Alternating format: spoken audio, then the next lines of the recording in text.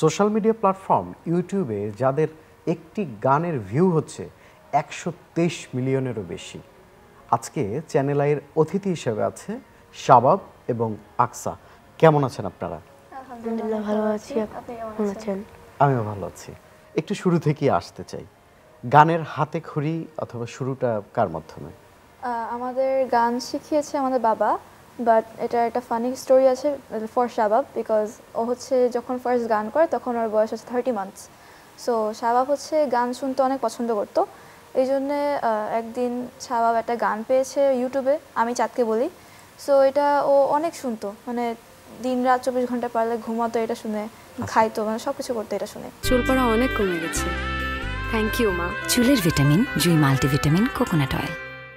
So এরপরে হচ্ছে বাবার হ্যাভেন টিউন স্টুডিও এটা উদ্বোধন হয়েছে। এরপরে শাবাব স্টুডিওতে গিয়ে বাবাকে বলছে যে বাবা আমি এই গানটা করতে চাই। বাবা বলছে শিওর করো। পরে করার পরে তো এটার মানে অনেক ভিউজ হয়েছে ফ্রম আ পেজ, যেটা প্রায় 150 মিলিয়ন প্লাস ভিউজ হয়েছে। বাট ইউটিউবে আমাদের পেজে চ্যানেলে হচ্ছে গিয়া ওভার 18 মিলিয়ন ভিউজ।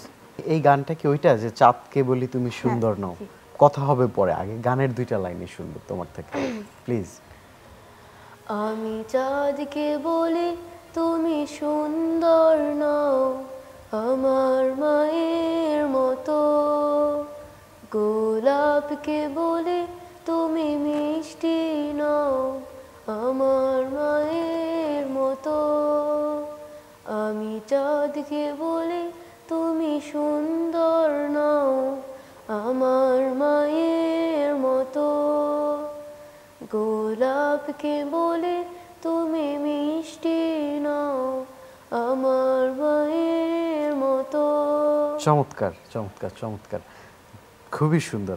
আকসা, এই যে অস্থির লিরিকের গান এই সময়, যে আসলে অনেক গানের আমরা কথাও বুঝি না ঠিক মতো যে কি বললো, সেখান থেকে আপনারা দুই ভাই বোন এবং আপনার বাবাও একজন প্রতিষ্ঠিত শিল্পী, তিনিও গান করেন ইসলামিক ঘরানা বা এই ধরনের ঘরানার গান করেন, এইটা কেমন লাগে গাইতে, যে বাবা মা ভাই বোন দাদা দাদি এদেরকে নিয়ে?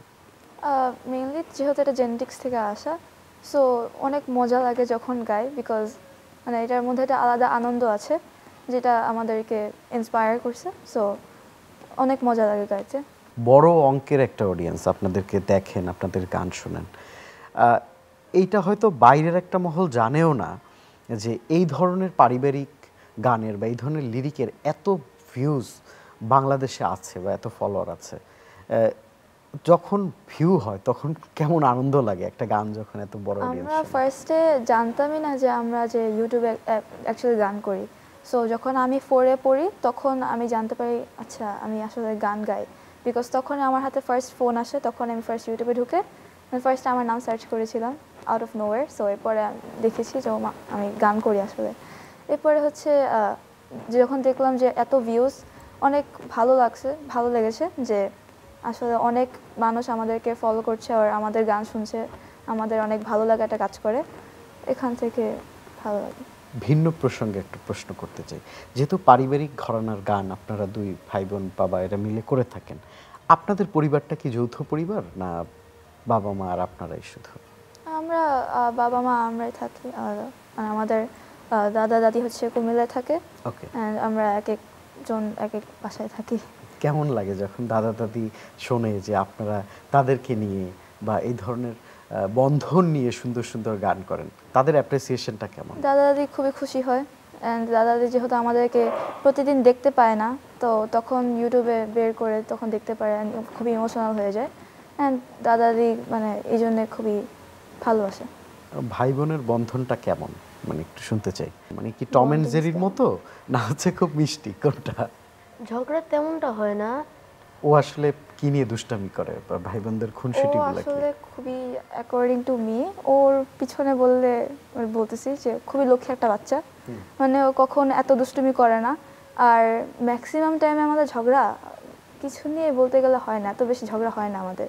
বাট যদি হয় তখন এমনিতেই ধরেন কে কত বেশি স্ক্রিন টাইম পায়, আমাদের স্ক্রিন টাইম থাকে 30 মিনিট এরকম, আমরা ফোন এত বেশি পাই না।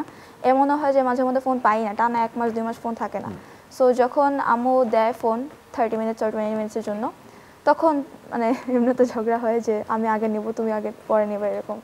কে সবচাইতে বেশি ভালো গান করে দুজনের মধ্যে? আমি বলবো যেহেতু আকসা আরো বড়, এই কারণে আকসা করে। যে আপনারা যে ধরনের গান করেন এসব গান তো আসলে সামাজিকভাবে বা পারিবারিকভাবে মানুষকে উজ্জীবিত করে এবং পারিবারিক বন্ধনগুলো তৈরি করে। সেখান থেকে নিশ্চয়ই আপনারা অ্যাপ্রিসিয়েশনও পান যে গান তো এরকমই হওয়া উচিত আসলে। এটা কতটা আনন্দ দেয়?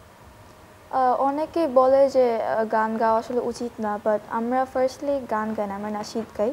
সো এটা এটা মানা না। অ্যান্ড আমরা কোনো খারাপ বিষয় নিয়ে গান গাচ্ছি না, আমরা দিনের পথের জন্য কাজ করছি, এই জন্য আমাদের এটাকে বেশি অ্যাপ্রিসিয়েট করে মানুষ।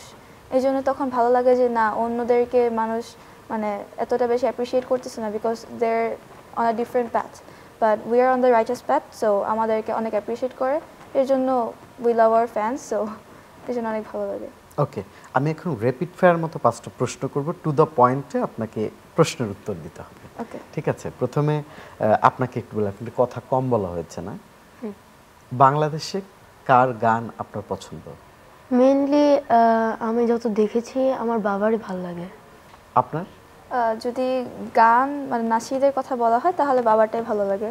যদি পুরো ওয়ার্ল্ড নিয়ে বলা হয় তাহলে সামি ইউসুফ অথবা মেহের জাইন, এদের গান শোনা হয়, অনেক ভালো লাগে ওদের গান। সো ওদের কথাও বলতে পারি। আপনার ভবিষ্যৎ স্বপ্ন কি? আমি বড় হয়ে একটি কম্পিউটার সায়েন্টিস্ট হতে চাই, যেহেতু আমার হবি হয়েছে মানে আমার আইসিটি অনেক পছন্দ। ওকে, তাইলে এই গানটার কি হবে তখন? এত ভিউজ, এত গান। গানটা তো মেনলি আমাদের প্রফেশন না, কারণ এই গানটা তো একদম রাখা যাবে না। আপনার ভবিষ্যৎ স্বপ্ন কি? আমার ভবিষ্যৎ স্বপ্ন হচ্ছে ডক্টর হওয়া, neurosurgeon. But the same question গান নিয়ে, গান তো প্রফেশন না, ইটস আ প্যাশন। সো গান যদি তখনও করি, তখন যদি মোটিভেশনাল টকিং বা স্পিচ এগুলো দিই, পাশাপাশি এটা থাকবে, এটা তো একটা প্যাশন, এটা ইচ্ছা দেখে করি। আর মেনলি তো প্রফেশন ডক্টর, নিউরোসার্জন, এটাই। ওকে, বাবা মায়ের কোন বিষয়টি আপনাকে ভীষণ অনুপ্রাণিত করে? বাবা হচ্ছে বাবা সিঙ্গিং, বাবা অনেক টাইম দেয়, বাবা হচ্ছে ফুল ক্রেডিট পায় এটার জন্য, বিকজ বাবা আমাদেরকে ফার্স্টলি এটা শিখিয়েছে। এরপরে বাবারই হাত ধরে এই অঙ্গন আমরা আসছি। আর আম্মু হচ্ছে গিয়ে, আম্মু অনেক টাইম দেয়, বাবা যখন থাকে না তখন আম্মু শিখায়, নয়তো আম্মু হচ্ছে মানে আম্মু এটা মানে ক্রেডিট রাখে এখানে। বাবা মায়ের ভালোবাসা আসলে সংখ্যায় বা তারতম্য করা একদমই ঠিক না। তারপরে আপনার একটু বাবা ভক্ত বেশি মনে হচ্ছে, এটা কি সত্যি না মিথ্যা? না, আমরা দুজনেই উভয় পক্ষ। উভয় ভক্ত। উভয় ভক্ত। চমৎকার। এই গানের পাশাপাশি তো পড়াশোনা আছে, তারপরেও যদি বলি এই সময়ের এই বাংলাদেশের প্রেক্ষাপট, সেটি নিয়ে আপনার সামগ্রিক ভাবনা কি? এটাকে আরো ডেভেলপ করতে চাই, ইফ পারি তখন আরো ডেভেলপ করলে বাংলাদেশের জন্য ভালো, আমাদের একটা ভালো লাগে কাজ করবে। এখন যেহেতু মানে বাংলাদেশে বলতে গেলে কোনো ছন্দ ছাড়া টাইপের, মানে অনেক সময় ভালো, অনেক সময় খারাপ। যেমন এখন হচ্ছে বাংলাদেশে খুবই মানে মার্ডারিং অথবা চুরি চামারি এগুলি খুবই মানে চলছে, শিশু নির্যাতন। হ্যাঁ, শিশু নির্যাতন এগুলি অনেক হচ্ছে। সো যদি পারি তাহলে এটাকে কমাবো, যদি পারি। ওকে, সকালবেলা উঠে দেখলেন আপনি প্রধানমন্ত্রী হয়ে গেলেন বাংলাদেশের, কোন বিষয়টা আগে বন্ধ করবেন? এই তো এটাই যে মানে শিশু নির্যাতন। শিশু নির্যাতন। হ্যাঁ। আপনি প্রধানমন্ত্রী হলে কি করবেন? আমি প্রধানমন্ত্রী হলে আমি প্রথমে ভাববো যে মানে রাস্তায় যেসব গরিবরা আছে তাদেরকে কেমনে বাসা দেওয়া যায়, তাদেরকে কেমনে শেল্টার দেওয়া যায়, homeless shelter. Okay, that's good, মানবিক ভাবনা। আর যদি বাংলাদেশের সবচেয়ে বড় সফটওয়্যার বা কম্পিউটার ইঞ্জিনিয়ার হন তাহলে কি করবেন? বাংলাদেশে যদি সবার চেয়ে বড় কম্পিউটার ইঞ্জিনিয়ার হয়, তখন আমি চেষ্টা করব এটাকে অনেক টেকের দিক দিয়ে এটাকে অনেক ডেভেলপড একটা কান্ট্রি বানানোর জন্য। ঈদের কেনাকাটা কি হয়ে গেছে? এখনো হয় না, হাফ হয়েছে। হাফ হয়েছে, আর হাফ বাকি আছে। ওকে, ঈদকে নিয়ে আসলে কেমন আনন্দ অনুভব হয়? ফার্স্টলি যেহেতু পুরা টানাটা মাস রোজা রাখতেছি, অনেক কষ্ট হয়, আবার অনেক খুশিও লাগে যে এই মানটাতে আমরা ইবাদত করতে পারতেছি অ্যান্ড মানে আল্লাহর কাছে ফরগিভনেস চাইতে পারতেছি। সো এই জন্য অনেক ভালো লাগে যখন একটা রিওয়ার্ড টাইপের আসে ঈদটা, যে এতদিন টানা 30 দিন রোজা রেখে আমাকে হেল্প করে বাসার হোমওয়ার্ক টোমওয়ার্ক সব কিছু ফিনিশ করে একদিন টানা ছুটি পাবো, কাজিনদের সাথে দেখা করব, কথা বলবো, অনেক ফান হবে। ওই জন্য ঈদটা অনেক ইন্সপায়ারিং লাগে, অনেক ভালো লাগে। দর্শক, চ্যানেলের সাথে আলোচনায় ছিলেন শাবাব এবং আকসা। আমরা তাদের সাথে কথা বললাম, তাদের শৈল্পিক জীবন, তাদের ব্যক্তি জীবন এবং তাদের স্বপ্ন নিয়েও কথা বললাম। আমরা চাই শাবাব এবং আকসাদের মতো এরকম কিশোর কিশোরী তরুণ তরুণীদের হাত ধরে পুরো আগামীর বাংলাদেশ প্রতিষ্ঠিত হোক। দর্শক, আগামী পর্বে দেখা হবে নতুন কোনো অতিথির সাথে, নতুন গল্প নিয়ে। আমাদের সাথেই থাকবেন।